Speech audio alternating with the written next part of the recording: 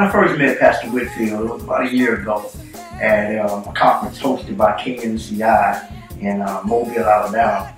And the funny part about it is the only reason I ended up at that conference was a good friend of mine, Apostle Louis Greener, invited me to come out. He was on the roster for that conference.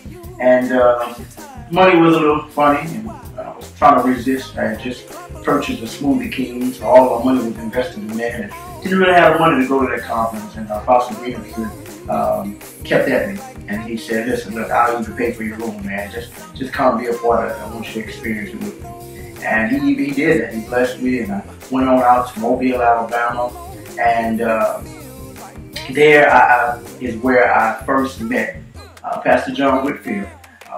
Thank God for obedience. Even in the midst of a lack of funds, I was blessed for the rest of my life by becoming a part of that meeting. And listen, this day right here, the day of gratitude, has been set aside specifically for you. I bring you greetings from Ever Increasing Life Ministries from Temple Hills, Maryland, the entire congregation, to include Pastor Sheila, Jonathan, and Josiah and myself. Man, we love you. We're so grateful that we've had an opportunity over the last decade to be a part of your life. We are thankful for you, your family, Sister Johnette, your children and your grandchildren. This day has been specifically set aside for you, and you can see it by all the love that is embracing you today, man. You deserve it. You've had an impact not only in the lives of those that are serving you currently, but you've had an impact in that whole Baldwin County area. I want to send my love to you. I want to send my support to you. And most of all, man, I want to send you my heart. Thank you so much for being the brother I never had.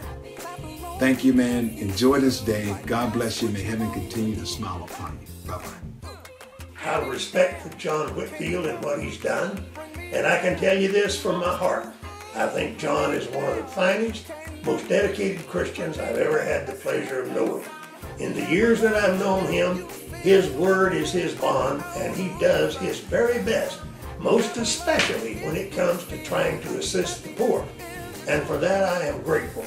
It's a wonderful thing to have a friend, an associate, even an acquaintance that can show the kinds of dedication that John has shown me over the years of our friendship. And I never had the chance to meet your father, Pastor Whitfield, but I can say this, man, God.